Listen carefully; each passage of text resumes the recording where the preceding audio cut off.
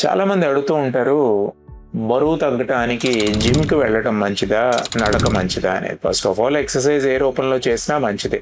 ఇక జిమ్కి వెళ్ళటానికి నడకకి ఏంటి తేడా అనేది మనం గమనించినట్టయితే, ఈ రెండింటిని సింపుల్ గా డివైడ్ చేసినట్టయితే ఒకదాన్ని స్ట్రెంగ్త్ అంటాం, రెండో దాన్ని కార్డియో అంటాం. ఒకటి వెయిట్ ని తగ్గిస్తుంది, రెండోది మజిల్ ని పెంచుతుంది లేదా కండరాలని ఇంప్రూవ్ చేస్తుంది. సో రెండు సమానంగా చేయాల్సిన అవసరం ఎంతైనా ఉంది. ఎందుకంటే మన బాడీలో ఫ్యాట్ పెరిగే కొద్దీ మన యొక్క మెటబాలిజం తగ్గిపోతూ ఉంటుంది. మెటబాలిజం తగ్గే కొద్దీ మనకి చాలా ఇబ్బందులు వస్తాయి, రకరకాల ఇబ్బందులు. ఇప్పుడు ముఖ్యంగా నేను చెప్పే ఇప్పుడు షుగర్ అవ్వచ్చు, థైరాయిడ్ అవ్వచ్చు, బీపీ అవ్వచ్చు, ఇట్లాంటి ప్రాబ్లమ్స్ ఏవైనా సరే ఈ మెటబాలిక్ ప్రాబ్లమ్స్ అన్నమాట. ఈ మెటబాలిక్ ప్రాబ్లమ్స్ ఒక వయసులో రావాల్సిన 10 ఏళ్ళు ముందుగానే రావచ్చు, ఒక్కోసారి 20 ఏళ్ళు ముందుగానే రావచ్చు, మీరున్న బరువును బట్టి, మీరు తీసుకునే జాగ్రత్తలు బట్టి.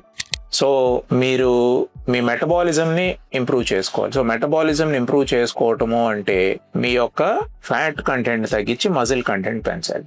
సో మజిల్ ని పెంచినా మంచిదే, ఫ్యాట్ కంటెంట్ ని తగ్గించినా మంచిదే. ఇంకో బిగ్గర్ ప్రాబ్లం ఏంటంటే వయసు పెరిగే కొద్దీ మన యొక్క మెటబాలిజం అంటే శరీరంలో ఎనర్జీ ఖర్చు అవ్వటం అని అర్థం చేసుకోవాలి. అంటే మన యొక్క శక్తి, మనం తినే ఆహారం ఖర్చు అవటం అనమాట. ఆ శక్తి ఖర్చు అవటాన్ని మనం మెటబాలిజం అంటాం, ఆ మెటబాలిక్ రేట్ అంటాం దాన్ని. అది తగ్గుతూ వస్తుంది వయసు పెరిగే కొద్దీ.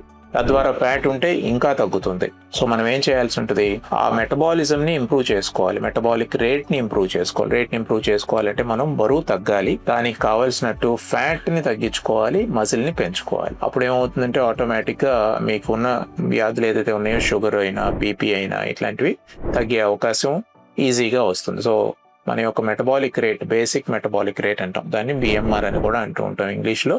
దాన్ని ఇంప్రూవ్ చేసుకోవాల్సిన అవసరం ఎంతైనా ఉంటుంది.